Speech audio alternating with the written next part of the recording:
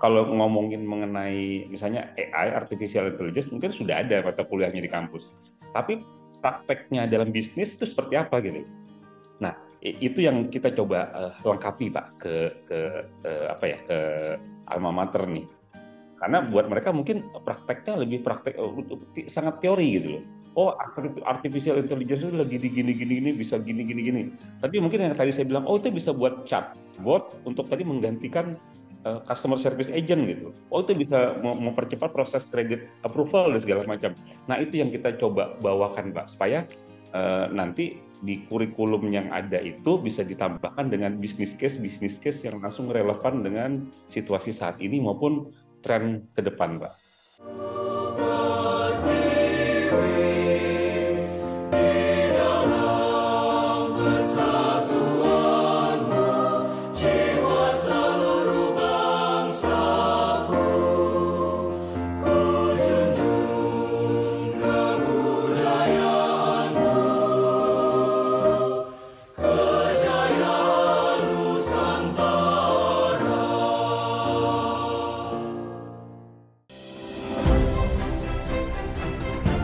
Saya Bambang Sadono di kanal Inspirasi untuk Bangsa. Saat ini saya sudah bersama dengan salah seorang alumni Fakultas gitu. IPA. Kakak kelas itu memang inspirasinya dengan di pusat.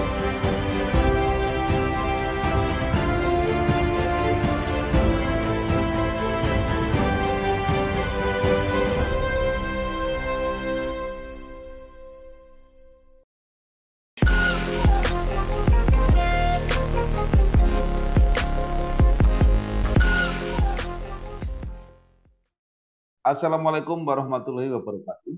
Waalaikumsalam warahmatullahi wabarakatuh. Bersama saya Bambang Sadono di kanal Inspirasi untuk Bangsa. Mudah-mudahan kanal ini selalu bisa memberi inspirasi, motivasi, dan edukasi. Kami sedang mempersiapkan beberapa video wawancara yang merupakan serial wawancara dengan alumni Fakultas MIPA UGM. Ini adalah alumni-alumni yang dibanggakan oleh alma mater, kira-kira seperti itu. Saya sudah bertemu dengan salah seorang alumni, yaitu Bapak Abidin Riyadi Abi, yang biasa dipanggil Abi. Beliau jabatannya adalah Chief Information Officer di PT Toyota Astra Financial Services. Apa kabar Pak Abi? Alhamdulillah Pak Bambang, sebuah kehormatan Pak, kebanggaan juga bisa ketemu walaupun secara online dengan Pak Bambang. Iya baik. Ya, jadi Pak Abi ini menyelesaikan pendidikan S1 Ilmu Komputer di Fakultas MIPA Universitas Gadjah Mada, kemudian memulai karir di PT Astra Internasional, pernah menjadi Kepala Departemen IT Operation, kemudian bergabung dengan Astra Grapia IT sebagai Enterprises Outsourcing Group Head, dan saat ini menjadi Chief Information Officer Toyota Astra Financial Services. Nah, karena ini menyangkut Fakultas MIPA, maka saya ingin mulai bertanya bagaimana asal mulanya tiba-tiba memilih MIPA. Silakan. Waduh, ini pertanyaannya agak sulit. Kenapa Pak? Karena ini harus menggali lagi memori puluhan tahun yang lalu. Maklum, udah senior ini Pak. Kalau nggak mau dibilang tua ya senior, ya, angkatan senior seperti ini. Jadi Pak Bambang, kita boleh santai aja Pak ya. Jadi kalau ditanya bagaimana saya memilih MIPA, jujur Pak mungkin agak tidak sengaja sebenarnya. Jadi waktu saya SMA itu, kan saya waktu di tahun-tahun itulah, akhir tahun 80, 89, 88, 89. Saya masuk MIPA itu tahun 89, angkatan 89. Di tahun itu kan lagi marak Pak mengenai komputer lah ya. Banyak orang mempelajari apa sih itu komputer itu gitu di fase-fase awal. Jadi waktu SMA saya punya ketertarikan belajar komputer, sehingga waktu itu begitu saya lulus SMA memilih perguruan tinggi untuk untuk melanjutkan studi, maka saya memilihnya waktu itu yang berhubungan dengan komputer Pak, yaitu ilmu komputer. Dan kebetulan di MIPA UGM itu ada jurusan ilmu komputer. Sebenarnya Pak, dari awal saya belum tahu itu masuknya Fakultas MIPA. Saya hanya tahunya ilmu komputer, maklumlah saya dari Banjarmasin, dari daerah gitu, tidak terupdate dengan banyak informasi. Bayangan saya, oh waktu saya memilih waktu itu masih namanya UMPTN, MIPA UG, ilmu komputer, ya udah saya pilih. Begitu saya keterima, saya masuk, saya daftar ulang di kampus UGM tercinta, saya baru tahu itu Fakultas MIPA, Pak.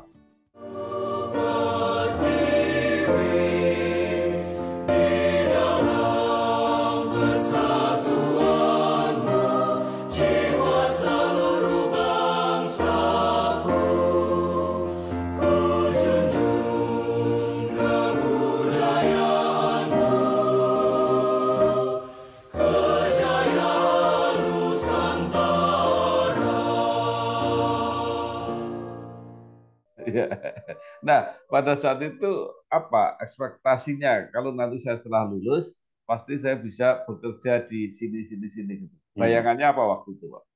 Jadi Pak, waktu itu tentunya saya ingin bekerja di dunia komputer lah, sesuai dengan jurusan yang diambil ilmu komputer.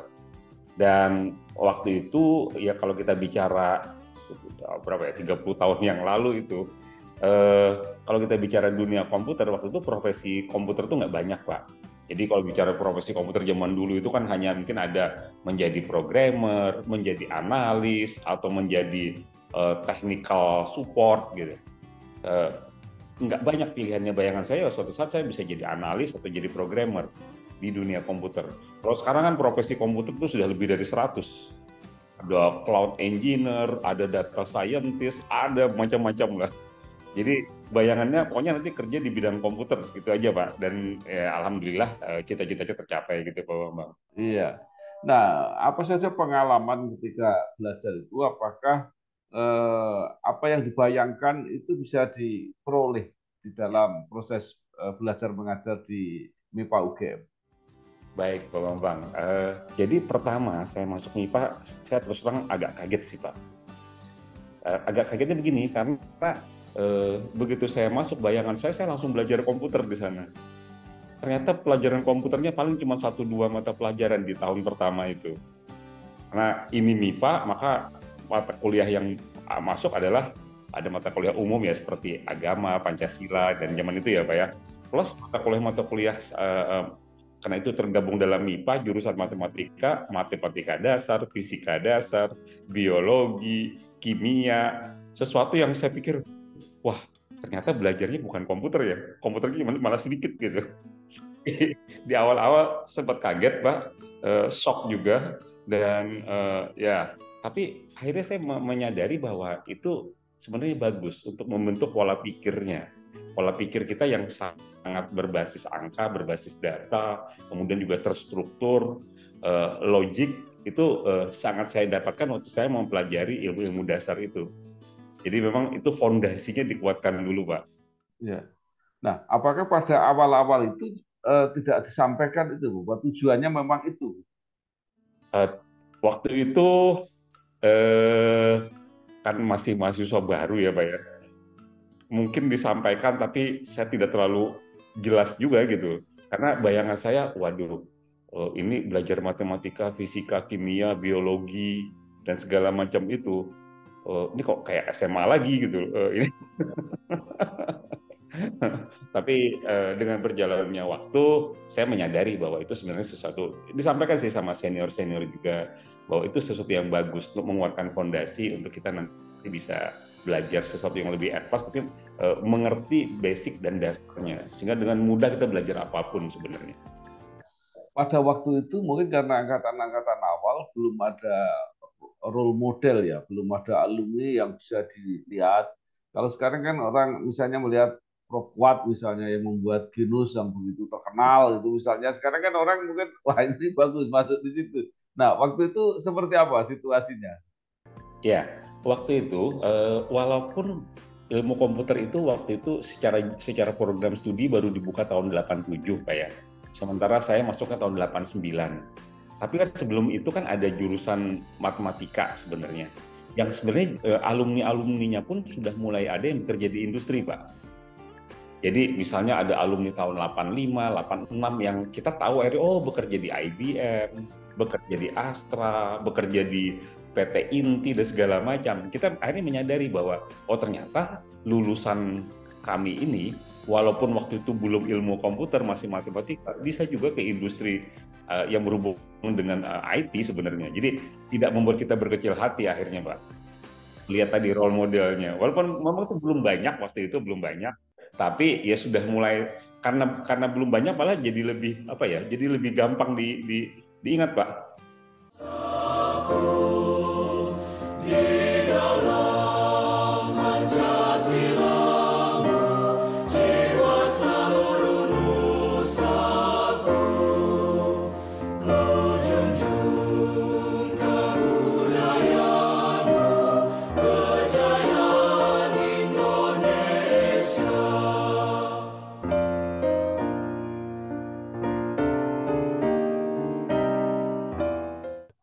Jadi tidak terbayangkan karena waktu itu kan baru boom ya, kursus-kursus komputer, kemudian juga sekolah-sekolah akademi komputer.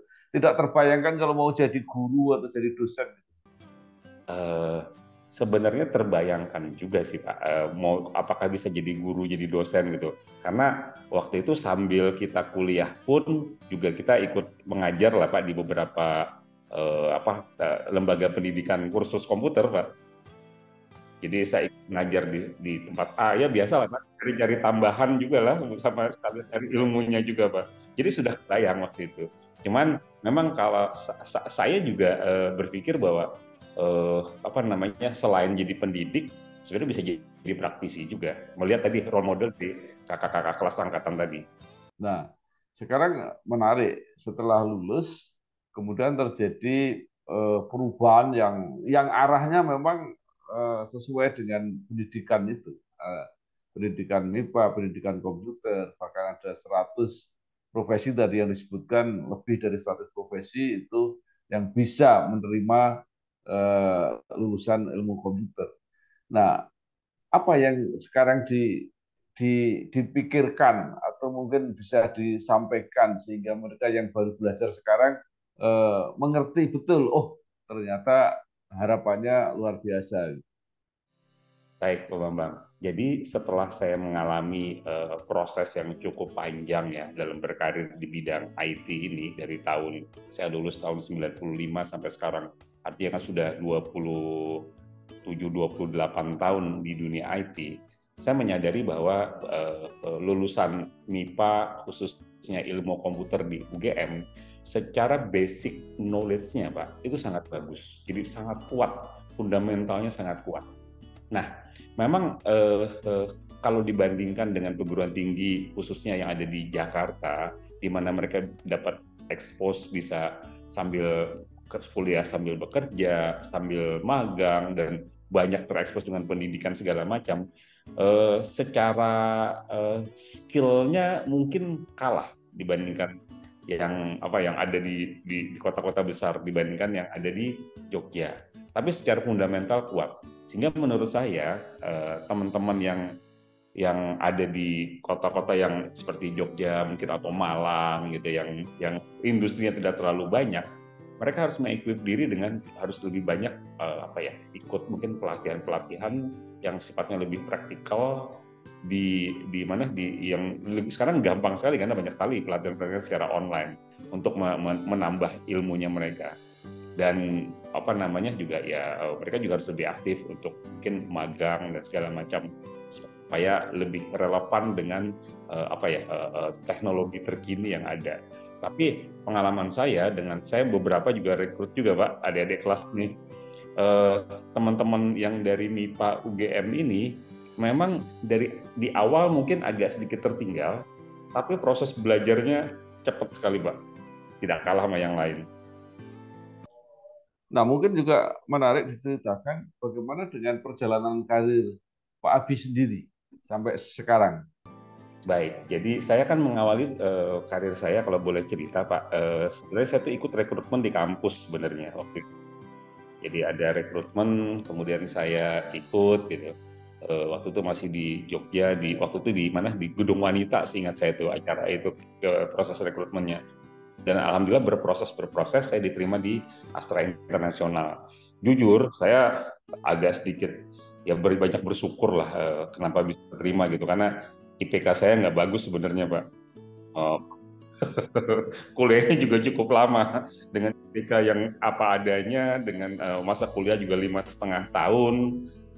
Saya bisa keterima di Astra Internasional. Buat saya itu mungkin berkat pada doa orang tua kali ya, yang membuat saya bisa masuk gitu. Jadi buat saya bisa masuk Astra aja itu sudah satu kebanggaan dan sesuatu anugerah yang luar biasa pada saat itu. Jadi saya masuk ke Astra, di Astra Internasional, dan pada saat itu memang terjadi booming untuk, kalau kata-kata sekarang itu digitalisasi. Kalau zaman dulu komputerisasi, Pak.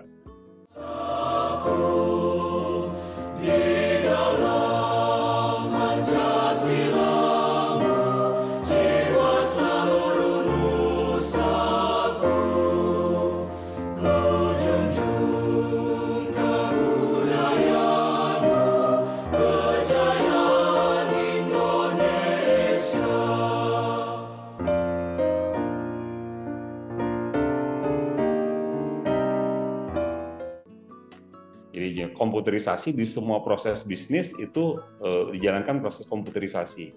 Terutama waktu itu di Astra, kita lagi ada proyek besar. Saya bersyukur gitu, saya masuk lagi ada proyek besar untuk melakukan proses transformasi atau komputerisasi di semua lini bisnisnya Astra. Dan waktu itu yang direkrut bukan cuma saya sih, ada banyak kali yang direkrut. Kita langsung direkrut waktu itu lebih dari 100 orang sebenarnya. Jadi dari IT-nya Astra Internasional yang mungkin tadi cuma 20 orang, kemudian mereka rekrut lebih dari 100 orang. Karena tadi ada satu proyek untuk melakukan komputerisasi di semua lini bisnisnya Astra, baik yang yang berhubungan langsung dengan pelanggan maupun proses yang ada di back office di belakang. Jadi saya masuk dan saya langsung ikut proses pelatihan yang intensif selama beberapa bulan, Pak. Jadi masuk tuh langsung ada training, basic training Astra dulu, kemudian kita dibekali dengan training skill teknis terkait dengan sistem yang akan diimplementasikan di Astra. Selama hampir 4 bulan atau 5 bulan proses training itu berlangsung. Sampai saya waktu itu bilang ke teman-teman saya, karena kita direkrut rame-rame puluhan orang, satu angkatan gitu ya, saya bilang enak juga ya kerja itu cuma disuruh belajar, kasih training, makan enak, bisa tiap bulan terima gaji gitu. Saya pikir kerja itu begitu gitu. Ternyata setelah saya training baru kita merasakan kerja yang sesungguhnya, Pak. Pulang pagi, pulang bahkan kadang-kadang sampai menginap di kantor waktu zaman dulu itu. Jadi kalau bicara lagi di tahap-tahap awal itu kita mengalami proses belajar dulu, baru kemudian dari ilmu yang kita dapatkan dari secara teknologi terbaru kita coba implementasikan. Yang kita pelajari bukan cuma aspek teknis tapi juga aspek bisnisnya, Pak. Karena tidak bisa pisahkan tuh, karena teknologi adalah untuk mensupport bisnis yang berjalan. Jadi kita belajar bisnisnya, kemudian juga belajar teknologinya, kemudian di Astra juga kita diajarkan banyak hal. Seperti hal yang basic lah, leadership, communication, public speaking dan segala macam itu diajarkan. Bahkan sampai waktu itu ada kursus kepribadian John Robert Power segala macam gitu lah, Pak. Nah, Pak Abi, berarti Astra termasuk yang yang mempredik bahwa transformasi teknologi itu akan terjadi. Tapi sebenarnya apakah Pak Abi terutama juga membayangkan bahwa transformasinya akan secepat seperti sekarang? Jujur tidak terbayangkan, Pak, di awal-awal itu. Apalagi setelah saya masuk, 3 tahun setelah saya masuk, kita mengalami krisis Pak, tahun 98. Krisis moneter, krisis politik, krisis sosial, dan segala macam itu. Itu benar-benar pada saat itu proyek kita di stop, karyawan kita banyak yang keluar, termasuk juga teman-teman saya itu banyak yang keluar, banyak sekali, mungkin hampir dari yang kita direkrut waktu itu 100 orang lebih, artinya lebih dari 50% keluar. Dan mayoritas keluarnya keluar negeri, Pak. Ke Amerika, ke Australia, ke Singapura, ke Malaysia, ke Timur Tengah, segala macam. Kenapa? Karena ternyata ilmu IT itu kan ilmu teknologi itu kan sifatnya universal. Teknologi yang digunakan di Indonesia, di Amerika, di Singapura, di Afrika, teknologinya kan sebenarnya sama. Tinggal bisnisnya yang mungkin berbeda-beda. Jadi teman-teman pada laku lah. Kalau saya kan waktu itu mungkin karena bahasa Inggris saya nggak terlalu bagus, kemudian juga masih senangnya makan nasi, saya nggak ikut-ikutan keluar. Jadi saya tetap stay di Astra, kemudian ya setelah krismonnya mulai mereda tahun 2000-an awal mulai bangkit lagi nih proses transformasi teknologinya tadi, bahkan lebih masif lagi. Nah di situ kita mulai membangun lagi dan semakin lama semakin cepat, bahkan sekarang bisa dibilang itu bukan kebutuhan lagi tapi sebuah keniscayaan. Kita mau berubah atau kita akan dirubah atau ditinggalkan oleh perkembangan zaman gitu.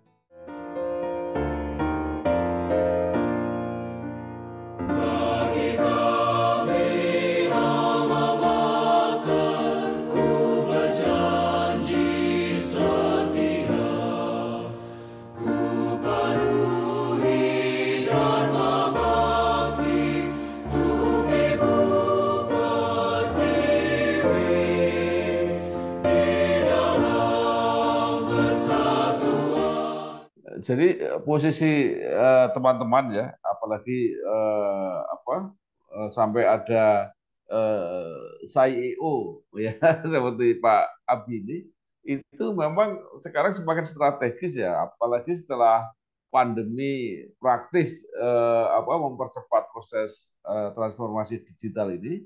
Dan Astra berarti merasa beruntung sudah mempunyai persiapan yang begitu panjang dan matang gitu kira-kira. Ya, saya agak susah mengatasnamakan Astra, tapi menurut saya sih Astra dalam hal teknologi rasanya sih mungkin salah satu yang mungkin bukan yang terbaik, tapi mungkin salah satu yang terbaik di Indonesia.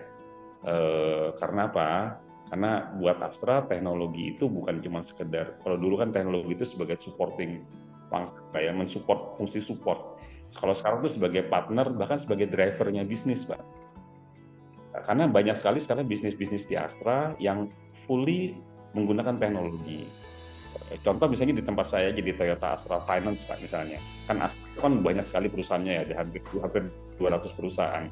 Dari yang besar seperti Toyota Astra Motor, United Tractor, atau Astra Honda, atau yang menengah seperti kami ini di Toyota Astra Finance gitu ya.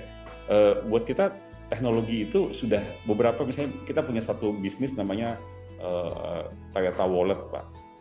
Toyota Wallet itu semacam elektronik money lah, e-money lah. Tapi nggak cuma e-money sebenarnya, di Toyota Wallet itu ada loyalty, ada macam-macam.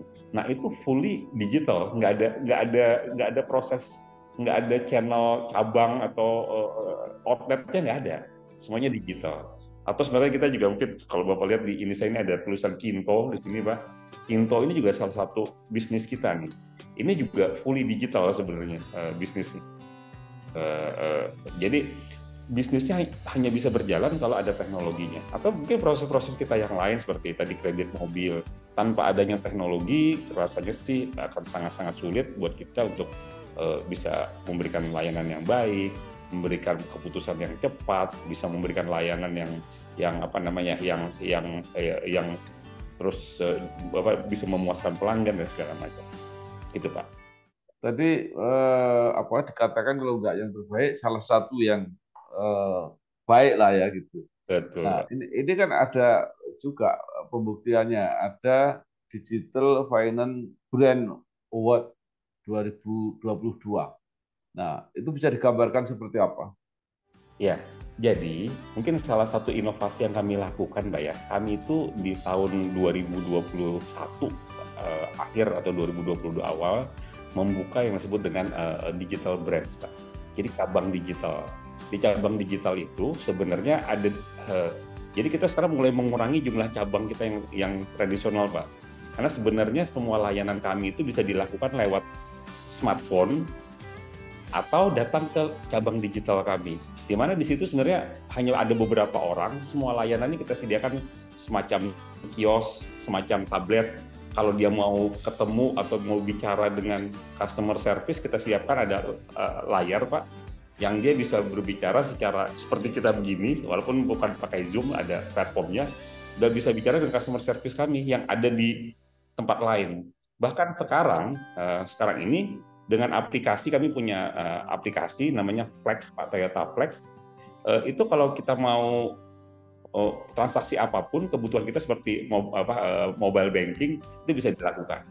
Dan salah satu tambahan lagi, kita punya satu fungsi video call di sini. Jadi kalau misalnya Bapak, Pak Bambang gitu sebagai customer kami pengen apa ya menanya sesuatu gitu. Kalau selama ini kan telepon call center Pak ya. Kalau ini nggak usah pakai call center Pak. Kalau bisa langsung lihat orangnya seperti ini, ada video call-nya. Jadi digital brand tadi. Jadi sebenarnya yang digital brand itu ada dua. Ada yang digital fisik di salah satu mall besar di Jakarta, sama digital brand yang ada di tangan kita Pak di aplikasi handphonenya itu.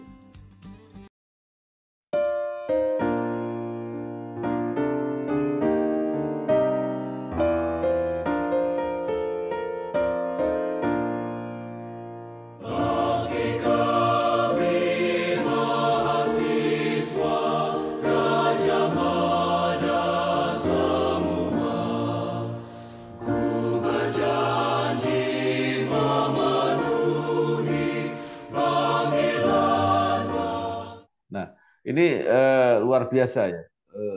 Saya lama bekerja di media, kemudian tiba-tiba terjadi perubahan yang sangat luar biasa dan lebih cepat ketika ada media yang berhenti, media cetak terutama berhenti, kita sudah terkaget-kaget. Tapi semua akhirnya berhenti ya, dengan sangat tidak terduga-duga.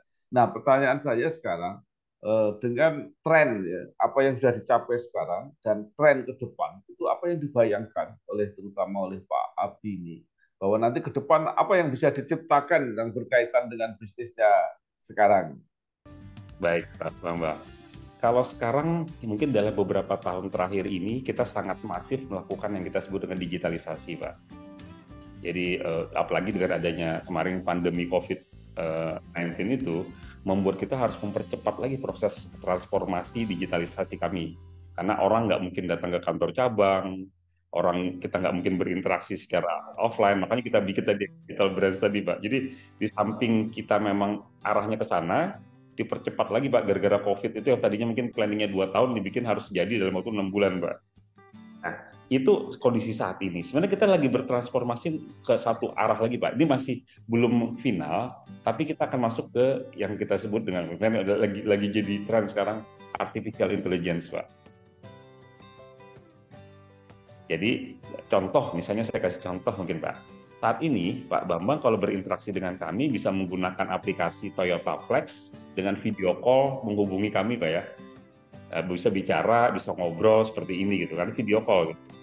Nah, yang sedang kita kembangkan lebih ke arah chatbot yang berbasis AI Pak.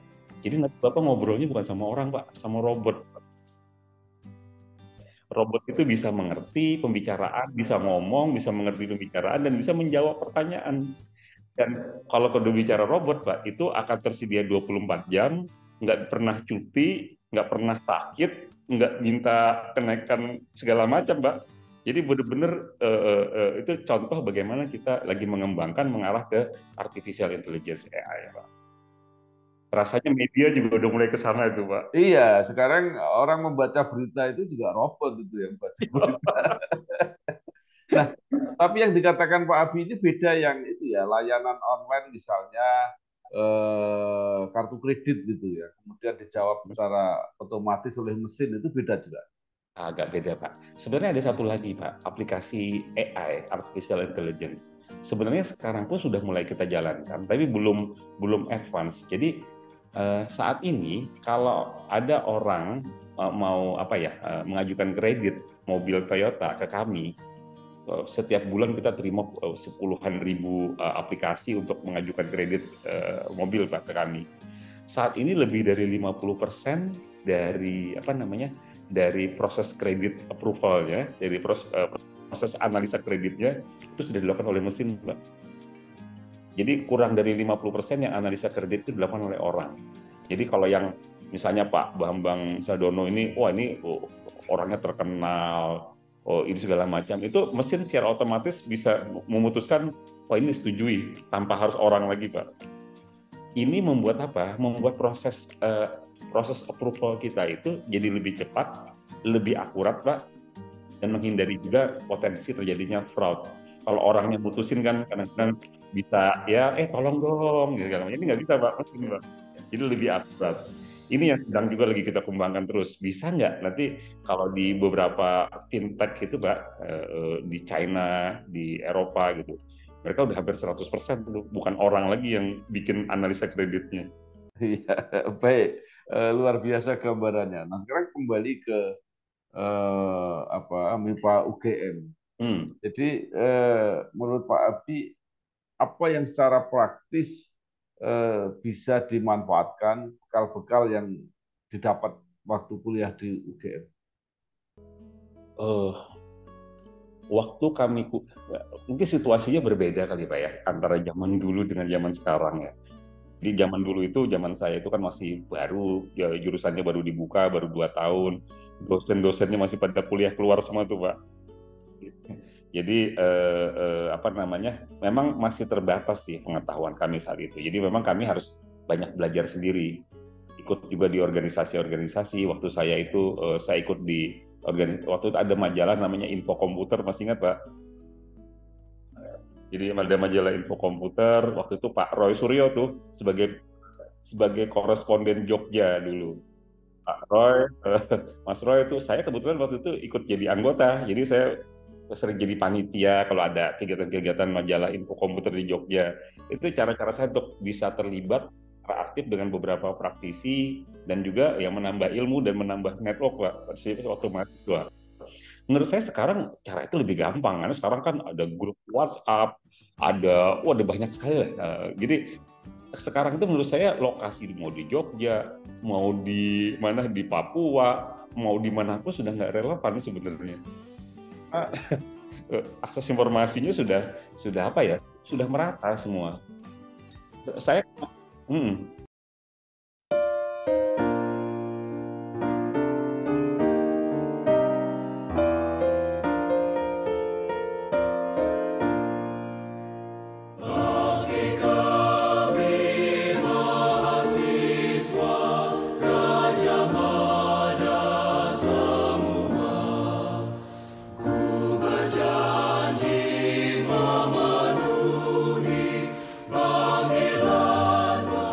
Pak Abi menyebut majalah Info Komputer, saya ingat saya dulu masih menjadi agen majalah-majalah. Jadi salah satu Info Komputer itu luar biasa waktu itu. Nah, nah sekarang pertanyaan saya, Pak Abi dengan perkembangan yang sebegini apa ya, teknologinya maju sekali, peranannya di dalam bisnis juga semakin strategis, eh, perkembangan perusahaan-perusahaan yang menggunakan teknologi komputer atau digitalisasi ini juga semakin banyak. Apa hmm. yang bisa disarankan kepada institusi alma mater maupun kepada para pembelajar yang sekarang masih menjadi mahasiswa sekarang, menurut Pak Abi? Iya Pak. Jadi kalau menurut saya, kami kan ada di kami Pak Gama Pak ya, keluarga alumni MIPA. Dan salah satu inisiatifnya kan ada inisiatif untuk lebih link and match antara dunia pendidikan di kampus dengan dunia industri. Jadi sekarang kita beberapa alumni membantu juga pihak kampus untuk lebih menyempurnakan lagi, mengupdate lagi kurikulum yang ada. Mungkin kurikulumnya tetap, tapi mungkin konten dari masing-masingnya itu yang kita coba bantu untuk kalau ngomongin mengenai misalnya AI, artificial intelligence, mungkin sudah ada mata kuliahnya di kampus.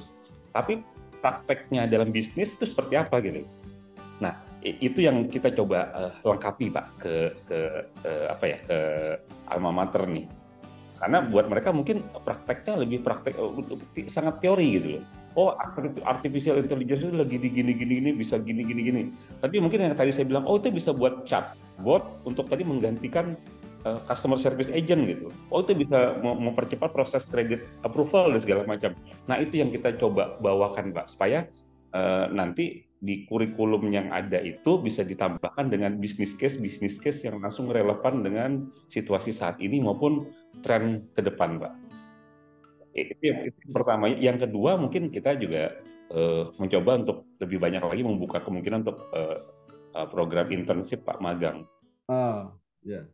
Jadi luar biasa. Dan ada yang menarik ya, yang Prof. Fuad pernah cerita pada saya itu, bahwa penelitian-penelitian dari ya mungkin semua kampus lah, termasuk MIPA UGM itu sangat banyak yang bisa diaplikasikan.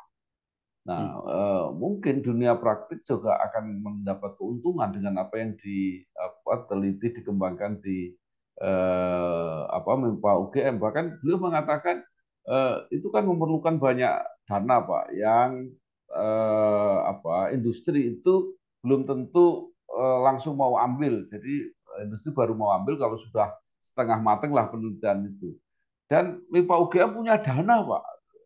Beliau bilang kayak begitu. Nah, pertanyaan saya, sejauh mana ini dunia industri, dunia praktek ini memanfaatkan apa yang bisa dikerjakan di MIPA UGM? Jadi kembali lagi Pak, jadi kalau akses kami selama ini ke penelitian-penelitian yang ada di perguruan tinggi rasanya masih kurang.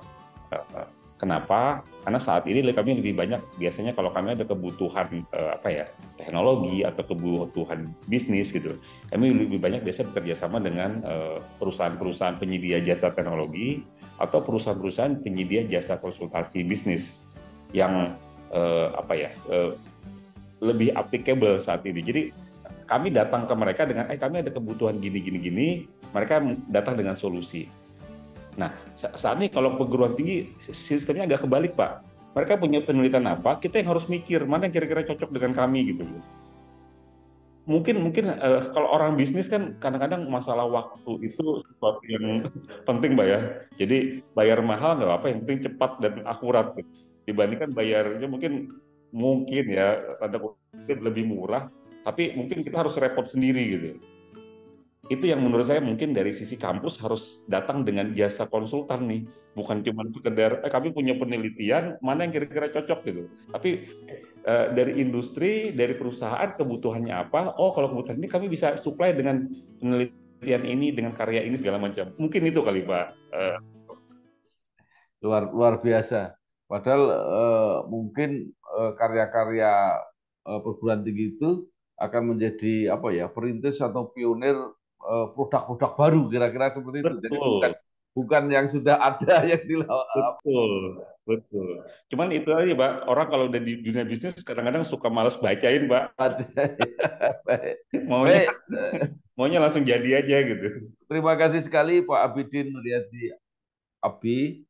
Diskusi yang sangat menarik. Mudah-mudahan ini untuk masyarakat publik secara keseluruhan saya kira menjadi wawasan yang menarik, dan khususnya bagi alma mater dan teman-teman generasi muda yang sedang belajar, ini juga akan menjadi panduan lah apa yang harus mereka persiapkan ke depan. Amin. Sekali lagi saya terima kasih Pak Abidin Nuryadi Abi, Chief Information Officer Toyota Astra Financial Services. Sukses terus. Amin. Saya juga terima kasih Pak Bambang. Sangat senang, sangat bangga dan merasa terhormat juga. Langsung Pak Bambang sendiri yang turun. Mudah-mudahan Bapak juga selalu dalam kondisi sehat, sukses dan terus berkarya untuk bangsa ya Pak. Ya, terima kasih. Wassalamualaikum warahmatullahi wabarakatuh. Waalaikumsalam warahmatullahi wabarakatuh. Izin pamit ya Pak.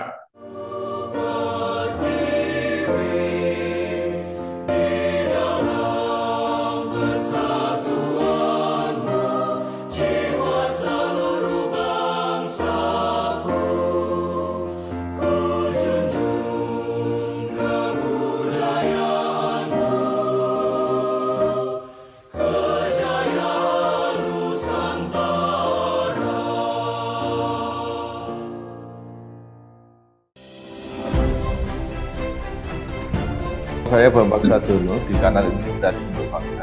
Saat ini saya sudah bersama dengan salah seorang alumni Fakultas IPA. Kakak-kakak kelas itu memang menginspirasinya dengan di pusat